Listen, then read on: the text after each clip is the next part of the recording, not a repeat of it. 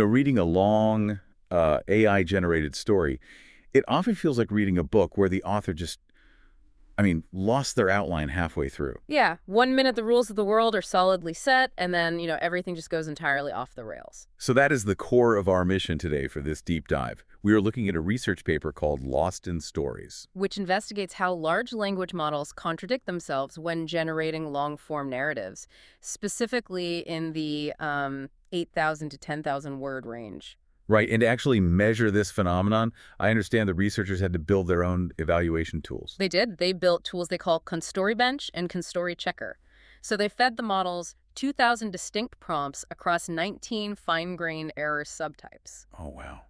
19 subtypes is a lot. Yeah, well, the whole objective was to catch these AI hallucinations using explicit, concrete textual evidence on the page, rather than just relying on a general feeling that the story had lost its way. Well, if they built these highly sensitive tools to catch explicit evidence, what are they actually catching? Like, what does an AI breakdown look like in practice? The most frequent failure points really cluster in two specific areas. You have factual and detail consistency, and then timeline and plot logic. Okay, so the automated checker found literal, undeniable contradictions in the generated outputs. Yes.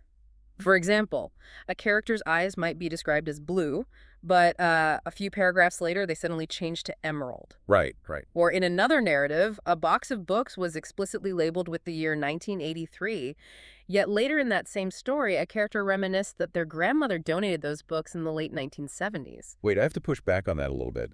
Anyone can make a typo, even human writers. Mhm. Are these models just randomly picking the wrong word? Not at all. There is actually a highly specific structural pattern. Consistency errors scale linearly as the text length increases. So longer text means more mistakes. Yes, but the data shows that narrative facts are typically established early on, usually in the first 15 to 30% of the story. Then the contradictions predominantly cluster around the 40 to 60% mark. Why the middle, though? Like, what makes that specific section so difficult for the model? It comes down to a concept called token-level entropy.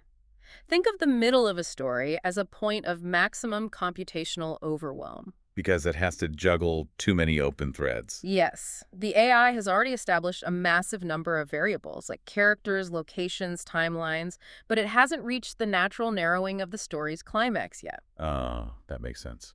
So when the AI reaches this state of mathematical uncertainty, meaning it is statistically less confident about which word should come next, the error content spikes by up to 19.24% compared to the baseline text. That feels a lot like a student confidently guessing on a multiple choice test. How so? Like, they didn't study the material well enough, they're highly uncertain, but they still have to fill in a bubble. So they just pick an answer that looks plausible, even if it contradicts the essay they wrote on the previous page. That is a great analogy. The model truly hasn't studied its own early paragraphs well enough to handle that complexity. And what happens after it makes that first mistake? What the research reveals is that once it guesses wrong on a basic fact, that acts like a central hub. It statistically correlates with subsequent, much more complex errors in characterization and world building. Kind of like a domino effect. Yes, that is right. So if you are ever using an advanced model, even something as powerful as GPT-5 reasoning, keep this in mind.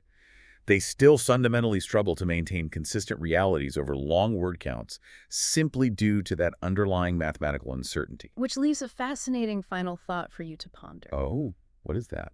If AI models struggle to maintain a fictional reality simply because of statistical uncertainty, how much of our own human memory is just us confidently filling in the blanks during our own personal high-entropy moments? Something to think about the next time you are absolutely sure about a detail from your past. Maybe we all lose our internal outline sometimes.